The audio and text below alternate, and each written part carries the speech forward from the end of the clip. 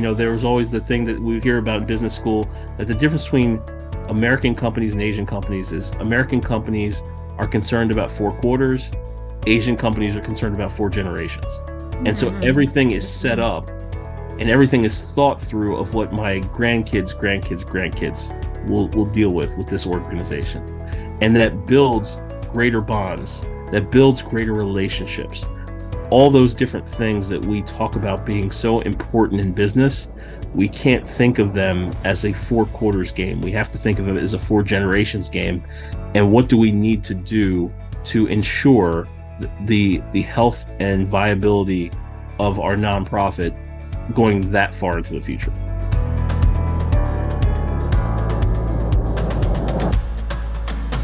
Hey friends, welcome back. I want to share a couple things with you before we get started with today's interview. First of all, make sure you watch my TEDx talk if you haven't yet, The Real ROI of Grant Writing. You can go to YouTube and just Google Teresa Huff TEDx and it'll pop right up. I really want you to have that context as you are talking to nonprofits or working in your nonprofit, talking to board members and volunteers to better explain and help people understand the resources we need in place and the real ROI that it takes to be successful with grant writing. This is a journey, it's a marathon, not a sprint. And so we have to build up the stamina, the muscles, and the connections that we need to really be successful with it.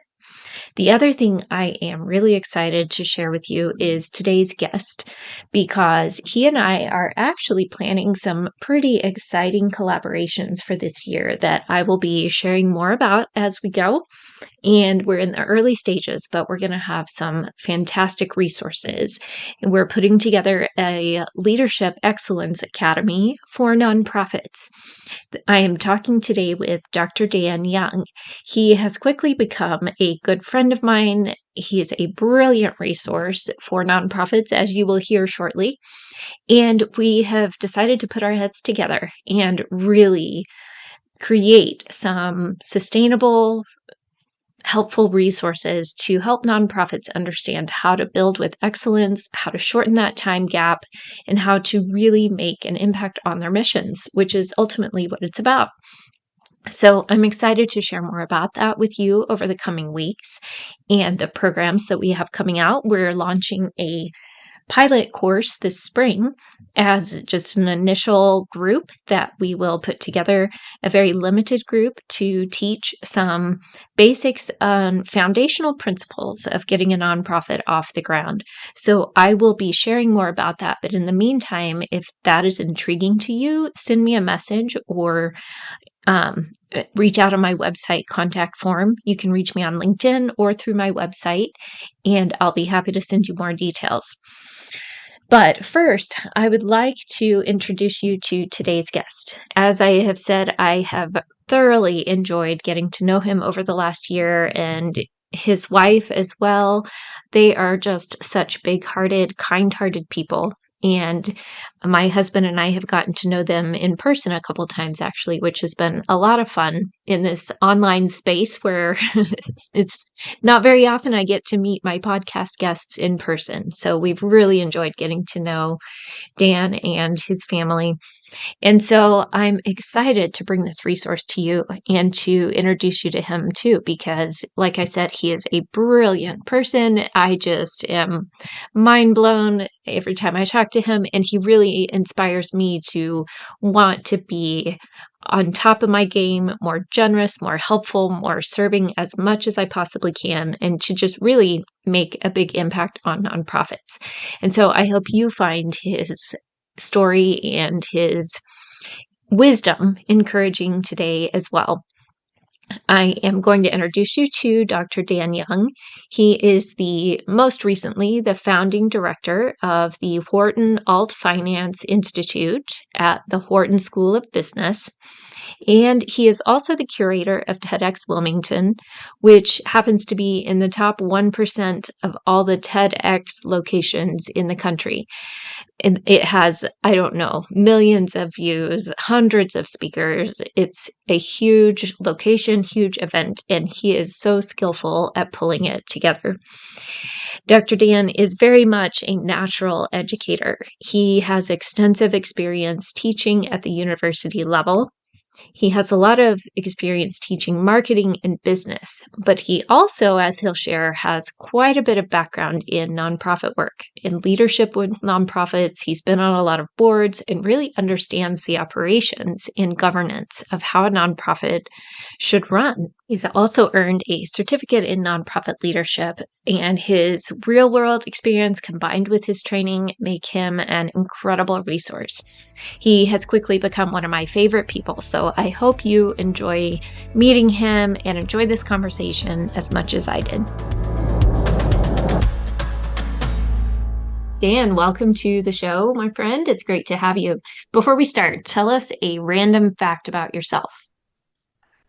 Well, one of the things that I've always liked to do, and whenever you get into those corporate icebreaker settings, this is my go-to, and you can tell me whether this is interesting or not interesting. I I didn't say interesting fact, just random. Okay, well, this is both random and interesting. Well, Okay. I find it interesting. You may not. I am a huge fan of British romantic comedies. No way. Way like you can give me like Love Actually, Notting Hill. Like I love it. Like I don't know what it is. Maybe it's just the combination of the English countryside and like slapstick humor. Um, you know, I don't know, but I just love it. So that's a Okay. random fact. I knew there was a reason we were friends. Now I found it. Awesome. All right. Well, it's always fun to talk nonprofits, and I'm excited to dig in today. Tell us a little bit about your background. And I know you bring a lot of different experience to the table, which is really cool. But then tell us specifically how you've worked with nonprofits. Sure. So I really grew up in a family that lived their life by to whom much is given, much is expected. Everyone from my dad to my grandfather to my great grandfather had both their day job, kind of from a 9 to 5, and then oftentimes would be out with church youth group, or serving on boards or doing volunteer work. And some of my earliest memories of jobs that I had when I was in high school were things like being the dishwasher at a nonprofit, elder care facility, just feeding soup to people at the Sunday breakfast mission. So I really grew up in a family that put a lot of emphasis in the fact that we are very blessed to be where we are, and B, it's incumbent upon you to share those blessings with other people. I was lucky enough to get my first run or on being a board when I was about 27 on the local board of the YMCA in Wilmington, Delaware. And that really started, what is now, more than 20 years of serving on at least one board of each of those years, the last 20. Right now, I serve as the chair of the board for a nonprofit called Safe Haven that helps survivors of sexual abuse, rape, and domestic violence. I also am. I also serve on the board of a local social club here in Wilmington called the University and Whist Club, where I'm on the board of governors there. And then I also work with a couple friends and serve on the board of the Derby Diversity Week that happens in Louisville, Kentucky, which is an effort to share the history of African Americans with the Kentucky Derby. The very first jockey to win the Kentucky Derby was a black man, and 8 of the first 10 jockeys to win the Kentucky Derby were black men. And Wow. oftentimes that history does not present itself in everyday conversation around the Derby, which is much more about, big hats and mint juleps. So part of what we do with Derby Diversity Week is to educate folks about that. So I've had a long history with nonprofits. I've at least filled out the paperwork and started 3 nonprofits, served on more than 15 boards, been board president for at least 8 of those boards. And done a lot of training. In fact, as Teresa knows, my dissertation research for my PhD was an examination of digital nativity, i.e., millennials versus everybody else. An examination of digital nativity in impulse online giving to nonprofits. So, yeah, I've done some work with nonprofits and done some consulting as well, and so I'm very excited to talk about anything nonprofit. That's awesome. And I always crack up when you share some of these details, some of which of these were new to me. And I think it's awesome because I know all the other work you do too, and your education level and all these different pieces. And I'm just always blown away by how much you've accomplished and how much you still are able to serve and give back and still be very present with your family and everything else going on. So, yeah, well done. Well, I think that, as you know, when that passion for serving is intertwined with your everyday life, you don't really think of it as a big deal. Like when I talk to my 14-year-old about playing video games, and he says, "Hey, Dad, I'm not on there that much." I'm like, "Boy, you're on there like all day." He doesn't realize he's on there all day, because it's interwoven with him eating food. It's interwoven with him talking to friends. It's interwoven with him doing homework, much to my chagrin. So it does. So he doesn't really think about it, and it's the same way with me and my family and giving. It's so intertwined in everything we do. I mean, I even, work for a nonprofit in the University of Pennsylvania. So it's so intertwined in everything. I don't think about it. And just giving back is just kind of part of the DNA. And as I said, I've been extremely blessed, and it's just in my world, that's just something you do. If you're given $2, you should always give one of those dollars to somebody else, because they might have nothing. And so it's something that I take a lot of pride in, and something that I'm really proud to carry on to my own children. I think that's amazing. And the way you mentioned growing up, of just integrating it into your everyday life, that's really powerful. Of you being there side by side with your parents helping. It wasn't like each person had to go do their own thing. You all did it together as a family, and they set the example. And for you to do that for your kids too and leave that legacy, that's a big deal. Yeah, I mean, I think that for my kids, it started by doing something very simple. We would around Christmas time, we would open up the phone book, which I always try to explain to people now is this strange thing that got delivered to your house. Um, now Yeah, now the we have look up numbers in a yeah book. now we have more directed ways to do it, but we would just look in the phone book, and I would just take $20 out of my wallet and just say, "Hey, we're going to send it to this person." And the kids, when they were really, really young, they'd say, "Okay, well, how do they know they sent it to us?" And it's like, well, they don't. Like, it's just we have abundance, and by sending this $20 in the mail to somebody, yes, it could be to someone who has nothing, but yes, it could be to a millionaire. At which point in time, the millionaire is like, "Wow, this millionaire thing's working out for me." But it's not really about that. It's just Mhm. about putting something out there in the universe, and it always comes back to us 20-fold. And the kids have seen that, just in terms of whatever job promotions, in terms of opportunities. Like they have just seen that small bits of goodness that you put into the universe always comes back to you. It always does.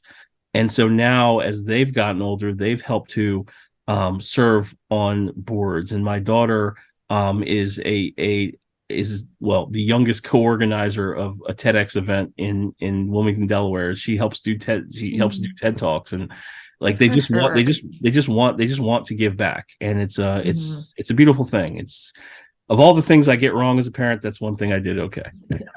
Yeah.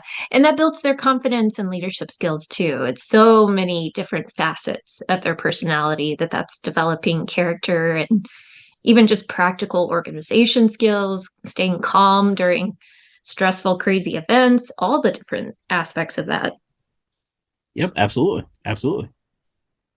Well, I would love to dig into nonprofit challenges now and also some brainstorming that we are cooking up to start to address these and kind of explain our reasoning behind it for some of the programs that we're looking at and the need that we see in the community. Mhm. Well, I think nonprofit challenges, the more things change, the more they stay the same, or at least from a perceptual perspective. I think all nonprofits think that they should get more money, and I think this is very, very prevalent with young nonprofits who might be just starting or in their first few years, or maybe have one large donor that may or may not give. And then there's just, in general, we see the transition from generation to generation. I grew up in a generation where altruism was offline and local. You would go to the Sunday breakfast mission, you'd feed food to people, you were kind of belly to belly with the people who you're serving. For generations like millennials and Generation Z, it's much more online and global. So the ability to, know that there was a tsunami in Haiti and to be able to just click a button and to give to those folks is wonderful. But what happens sometimes is we lose some of that civic pride in the local nonprofit organizations that desperately need our help, but just don't have the technological capabilities. They are not sponsored or promoted by someone from social media or reality television. And by not supporting those local nonprofits, clearly that has a much more palpable impact on your community, right? So everyone that has given to Haiti, which feel free, that's wonderful. They've given to the Red Cross, they've given to other places, but for every dollar that doesn't go back into the local community, then your local ecosystem may get worse and worse. So the funding piece is huge, especially for younger and smaller nonprofits. Just the competition of time is huge. So as more people have extended their hours, partially because of COVID, so now you can work hybrid, and a lot of people are used to kind of having a side hustle. Now, instead of working a 9 to 5, being able to get off of work and go to serve, many of us are working some sort of a version of almost like 9 to 9 with about 60% attention in that time period. And it seems like we have less time because the folks that we work with always have access to what we're doing. Then we have just the competition of just time, whether it is, I remember, growing up, Teresa's way too young to remember this, but I remember growing up and there are 4 channels on the TV, right? It's like Oh, yeah. ABC, CBS, And you had to go click, NBC. click, click. You had to walk over to the TV and click the knob. That's 100%. That's 100% right. And now you have hundreds of channels and all this streaming, and you can look at everything on your phone. And in marketing, we call this the 3-screen problem, where it's very hard to get messages to anyone because they're looking at their phone and they're looking at their laptop and they're looking at their television set all at the same time in the same field of vision. Mm-hmm. So how do we, as nonprofits, pull away your attention? It was hard enough just doing it when you were watching your TV. Now we have to do it from 2 extra screens minimally. And we have to not only compete with potentially every other nonprofit for your dollar, but now we have to compete with every other nonprofit globally for your dollar. Yes, there is an abundance of money out there for people, but oftentimes people will tranche their giving ability to a dollar figure. So what I mean by that is usually most people don't come into the calendar year and say, hey, I make $100,000. I got a $10,000 raise. I'm going to just go ahead and take that $10,000 plus another 15 and give that to a nonprofit. Usually people have a set amount in their mind that they're going to give for the year in most cases. And so now as nonprofits, we have to be much more creative about using what I call the 4 T's, not the 2 T's, or the 3 T's, the 4 T's: time, talent, treasure, and telephone. Meaning, sometimes you have someone who just makes a good call on your behalf that can open doors for you.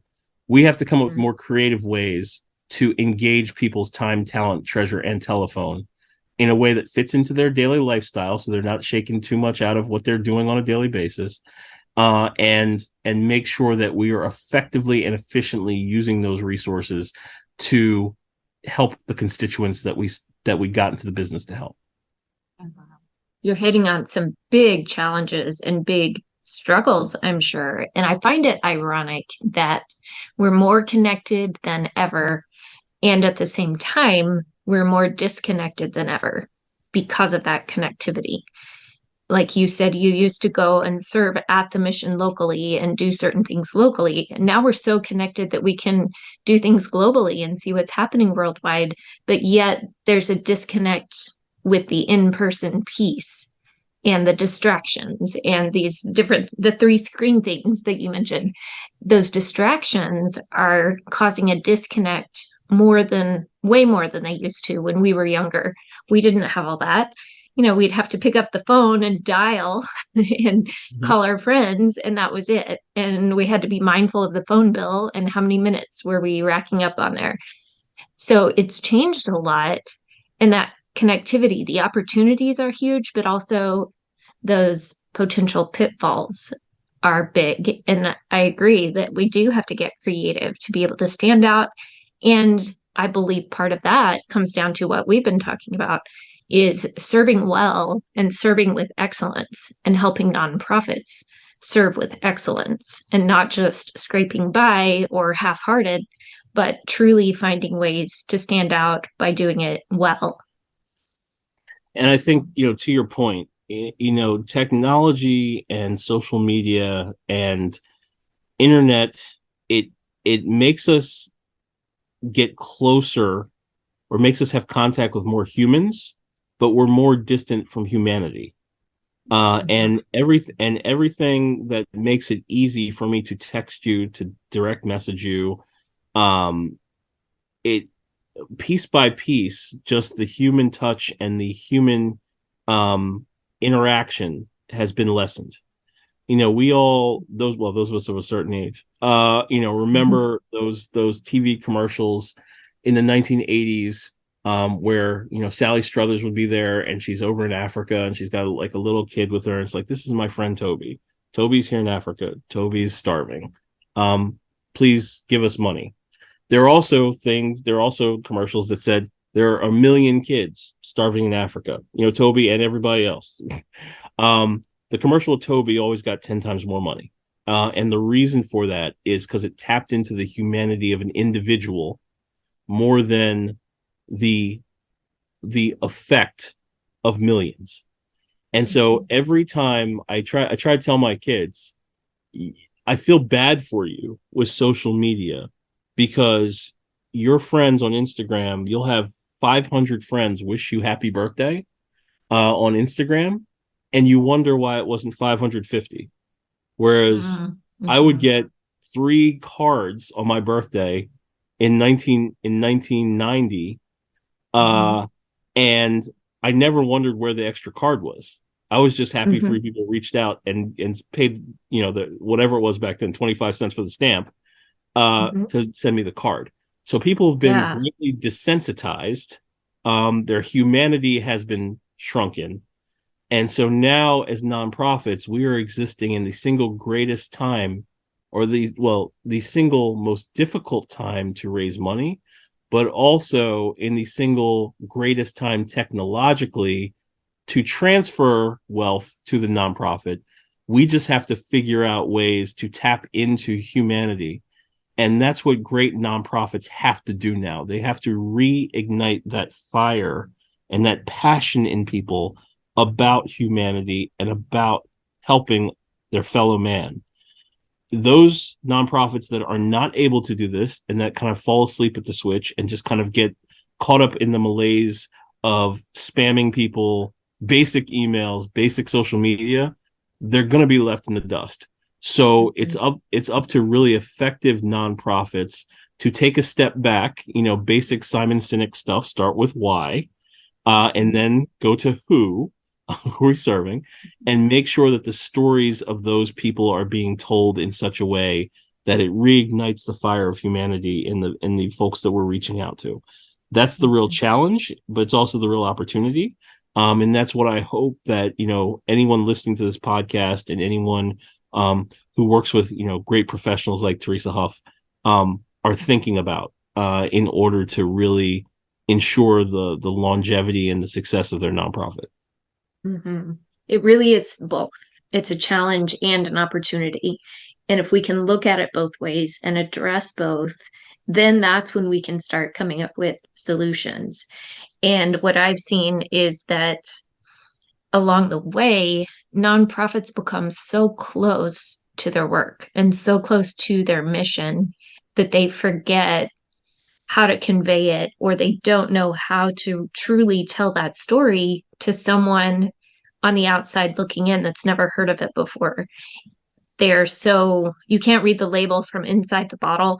And so they really struggle to convey that, like you're saying, of the compelling story, the humanity piece of it, because they're in the trenches of it every single day. Right. Yeah. I mean, it's so true. And, part of what makes the human race continue is a mind that seeks comfort, right? There's a reason that not everybody in the world jumps up at 5 o'clock in the morning and goes to the gym because it's not well, with the exception of Teresa and her husband. Like, he gets up at like 3 o'clock. Not me. He can go. So Yeah, not me. he gets up at 3. But the rest of us mere mortals, not named Ryan Huff, Right. we clutch onto the blanket like it's a life preserver, and we're in the middle of the Atlantic Ocean.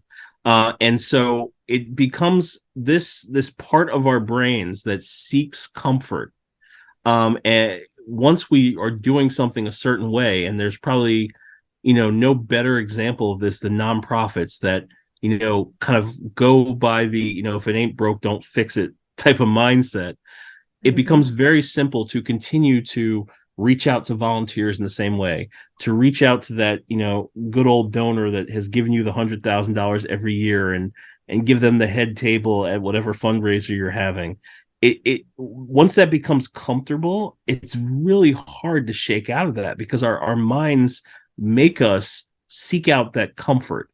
It's only when something happens like COVID, or when something happens like losing that major donor, that we realize that the malaise that we've been living in is unbelievably detrimental, not just to the health and well-being of all the employees of the nonprofit, but there are so many other constituents of the nonprofit that could have been helped if we were just a little bit more creative, a little bit more innovative, if we just networked a little bit more, used a little bit more technology, strove to have a little bit more leadership, all those different things. When things are really good, that's when you double down and make things uncomfortable to ensure that you are growing as an organization. And oftentimes, we as nonprofits, we have our annual, strategic planning. We dust off the strategic planner and wheel them out, just so we have this cool notebook that we can show people at the end of the year. But we need to start thinking of nonprofits the same way that corporations think of their work. And we also need to start thinking of nonprofits the same way, historically Asian companies have thought. There was always the thing that we hear about in business school, that the difference between American companies and Asian companies is American companies are concerned about 4 quarters. Asian companies are concerned about 4 generations. And so everything is set up and everything is thought through of what my grandkids will deal with this organization. And that builds greater bonds, that builds greater relationships. all those different things that we talk about being so important in business, we can't think of them as a 4 quarters game. We have to think of it as a 4 generations game. And what do we need to do to ensure the health and viability of our nonprofit going that far into the future? Absolutely. And that shifts the whole perspective and the decision-making filters when we do that, when we have that bigger visionary perspective. And I love that comparison with the generations compared to the short-sighted quarters, because that really does make you think differently. If you think about your kids and even just, okay, what am I going to do with them this summer versus how am I going to help them for the next 10 years to set them up for college or whatever resources or piano lessons, whatever they need, thinking bigger long term, it's a whole different decision making set. And then when you shift that to generations, that's a different perspective entirely. And if nonprofits could adopt that, they could really start some powerful movements.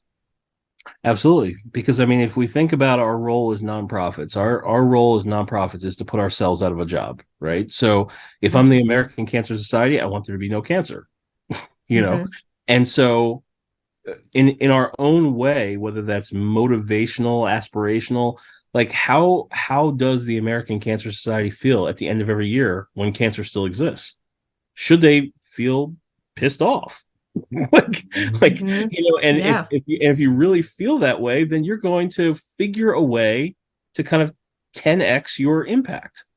And I Mm-hmm. think if you don't feel that way at the end of the year, probably every, to be honest with you, Teresa, probably every single nonprofit should start their annual meeting with, hi, this is X nonprofit, X still exists, and I'm really pissed off. Mm-hmm. So I can show you these numbers, but clearly we need to 10x our impact here. Mm-hmm. If I'm Code Purple, it's like, you know what? We were able to provide coats for 100,000 people who are freezing outside. But that's not the issue. The issue is there's still 100,000 people who are freezing outside. Mm-hmm. So And let's that's a get problem. that, and that's the problem. So the coats weren't the problem. The 100,000 Mm-hmm. people were the problem. So it's really identifying the why and having nonprofits double down on that and ask themselves, why is this still an issue? And clearly there's something more we can be doing. Not necessarily telling anyone to work more hours at the office, but saying, Right. how do we better leverage our network? How do we better leverage technology? How do we better leverage our leadership skills? How do we better leverage our entrepreneurial capabilities? Because this is still existing. I am not out of a job yet. I would love that. I would love if at every annual meeting, the CEO came up and said, I'm not out of a job yet. There's a problem. Mm-hmm. We're doing something wrong here. We're doing something Yeah. wrong. And Yeah. so Get them fired up. yeah, that I mean that's it. Like as soon as someone said that to me, I mean, like take my money right now. Mm-hmm. If you said that, because I think Yeah. it's brilliant. And well, obviously I'm biased because I just said it, but but if Right. I But didn't it's say like, it, okay, challenge accepted. Let's do this so well we can get him out of right, here. get me out of here, right, get me to Yeah. retirement quickly. Hmm. So I Yeah. And think that's a that, bold statement. And who is saying that really? Nobody says that. But imagine if you walked into a board meeting and said that, it would get their attention. oh, 100%, 100%. And so that's that's where we have to get people. That's where we have to get leadership to saying those type of things and wondering why am I still here, and working with local, regional, national, international affiliates to really double down on the efforts. And once again, it's about leadership. It's about entrepreneurial principles. It's about networking. It's about technology. Let's take a look at what we're doing in all these areas. And just because we got 25% increase in funding or donations, that's not the point. The point is the problem is still here. So let's focus on that. And if we do that, everything else gets a little bit more efficient and more effective. Right. And you just hit on something that I've been talking about a lot too, is like people thinking we shouldn't invest anymore in overhead or that that's not a good use of resources. But if we don't invest in our overhead, our staff, our operations, having a better internal structure, we can't serve as well externally. So it's got to be both, and it's got to be a mix of the two. Yeah, absolutely. I mean, I think that, oftentimes in both corporate America and in the nonprofit world, we hear about, obviously, the costs associated with things like labor, like overhead, and very rarely do people talk about it in terms of the investment. And I think if Mhm. we heard more people talk about the investment in overhead, where someone had a safe, clean place to work in such a way that they come to work and they're thinking, "What, man? I wish my house was as clean as this place."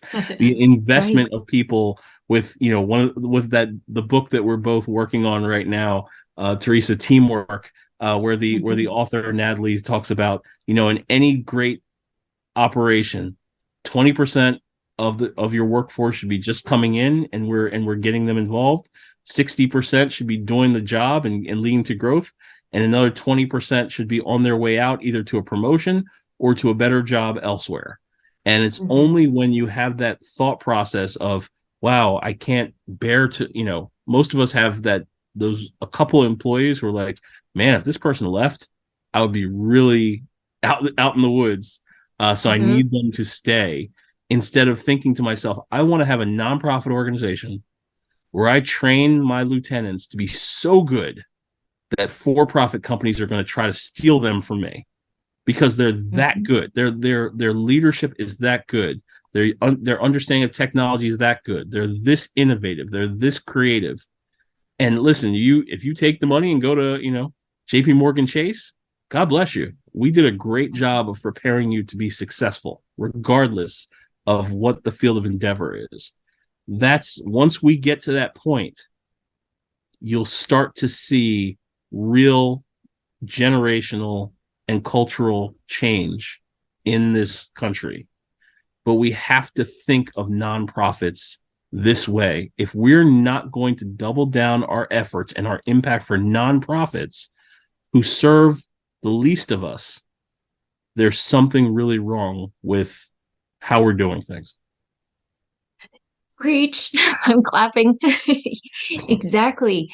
And what you're saying, from what I've seen in nonprofits and different dynamics, it's going to take people letting go of a lot of fear-based mentality.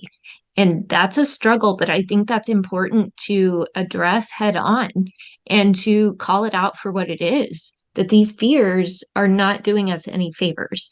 The fear of, oh no, what if somebody leaves? What if that person doesn't want to stay and they left overnight and took all our stuff with them? Or what if, all these different scenarios that might or might not happen? How about we shift that narrative into one of, let's design this so that you can advance through the organization, so that you can grow your skill set, so that you can move on, like you said, whether it's to a higher position here or on to make an impact in the world somewhere else. Let's shift that and let go of the fears that are clouding our judgment and instead shift into that more problem solving generational mindset. Absolutely. I think people underestimate the value of an employee understanding where they're going as much as where they are. And if Mhm. you have the ability to, like you mentioned, kind of structure the organization where it's very clear that I've taken the time to onboard you to the organization. I've taken the time to understand, are you a deductive thinker or an inductive thinker? Where do you fit within the whole disc framework of being dominant versus versus interactive?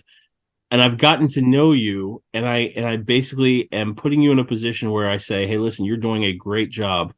I have a great idea of where you can go from here. That's highly motivational. And in most cases, leaders are either afraid to say that because they don't have a broad enough vision where they've thought about this, or they don't want to get into what they believe is some level of a verbal contract that says you're going to go somewhere.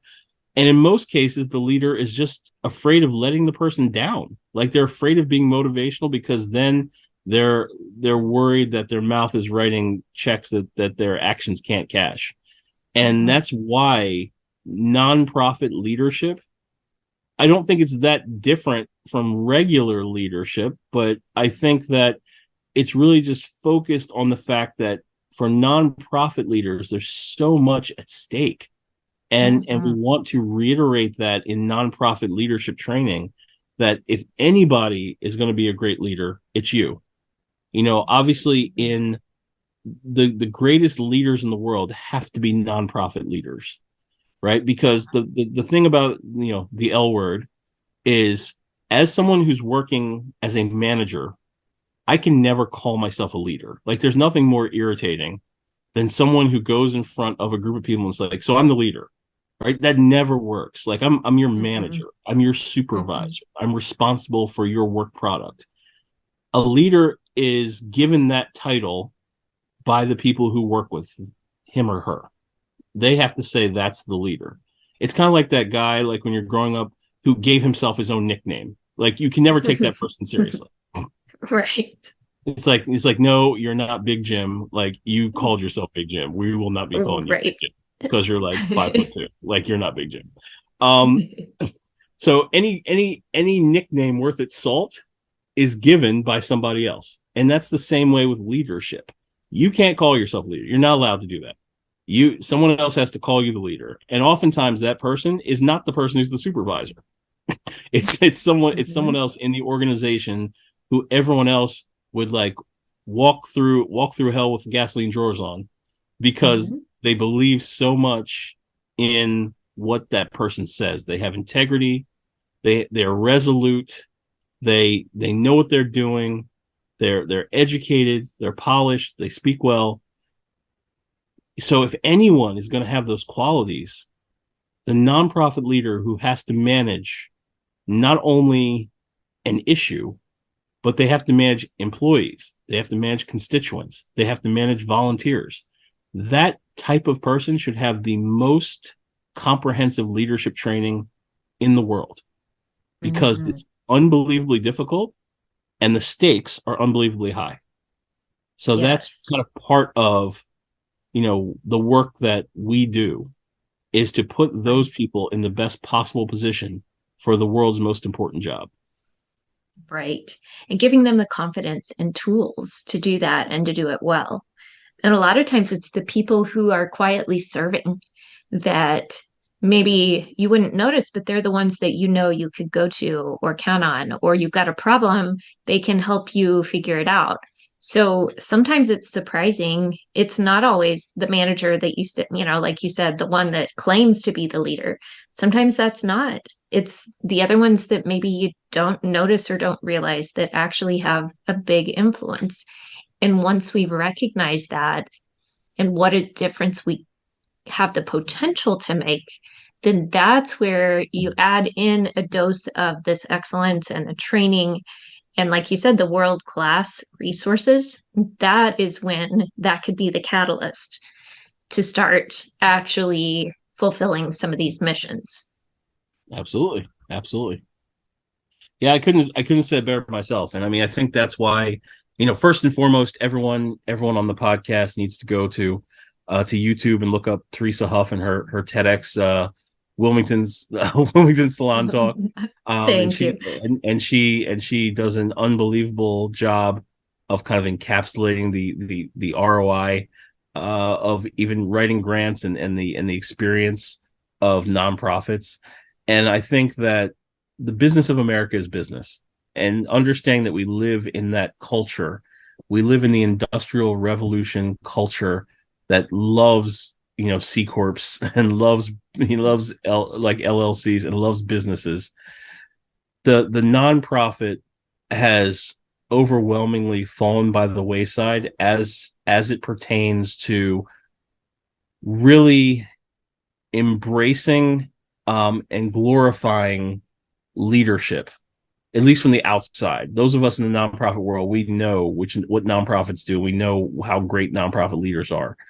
But once again, if we can really help nonprofit leaders have these skill sets, practice these skill sets, and get really, really good at modeling these skill sets for everyone in the organization, all the way from the constituents that you serve to the people who are right underneath you in the org chart, then thousands and millions of people's lives are saved. And you can't quantify that result. And I think that's the reason why a lot of people don't spend this time with nonprofits, because you can't quantify the work, in a lot of cases. But just because something is priceless, that doesn't mean it doesn't have value. It's priceless. It's priceless because the value is so astronomical, it boggles the mind. So that person that's the leader that leads us to the cure for cancer, that's priceless. You can't quantify it. And usually in America, if you can't quantify it, you are scared by it. And so we want to, the work that I do, the work that Teresa does, we want to focus on priceless. And that really is helping nonprofit leaders get to where they need to go to put themselves out of a job. Well said. Very well said. I completely agree. And I think it does take the conversations, the excellence, and really what we've talked about all along here is also a merging of resources. It's not like we have this business box and this nonprofit box and we keep them in completely separate closets. We need to pull them out and combine and merge the tools, the strategies, the excellence, the technology, the other resources you mentioned, and get the best of the best, because the nonprofit road is a hard road and it's a difficult one. Even just the nature of the nonprofits, like you mentioned, the board that you're on with Safe Haven Healing, my goodness, just the nature of dealing with the therapy and some of the issues that they're addressing, that is draining and that is so difficult. And so, I mean, starting something like that is not an easy burden to take on, but imagine the impact if they could do that so well that they put themselves out of business because they solve that problem. That is what it's going to take. Absolutely. Absolutely. And so I have to thank you for your role in that and your podcast, your work are a major lever to making that happen. So much kudos to you for kind of helping to lead that charge. No, thank you. It's been an honor to be involved and to see it take off and come together. I'm really excited about your vision for it and the direction that you guys are going. I think you have so many amazing resources and you're going to do it well. You're going to do it with excellence, like we've been talking about. Thank you. I appreciate that. Well, as we wrap up, is there a particular resource that has been meaningful to you in your journey? That's a great question. I really wish you prepped me for these questions beforehand. I probably did. I think Ken sent you something. Oh, never mind. Forget I just said that. Yep.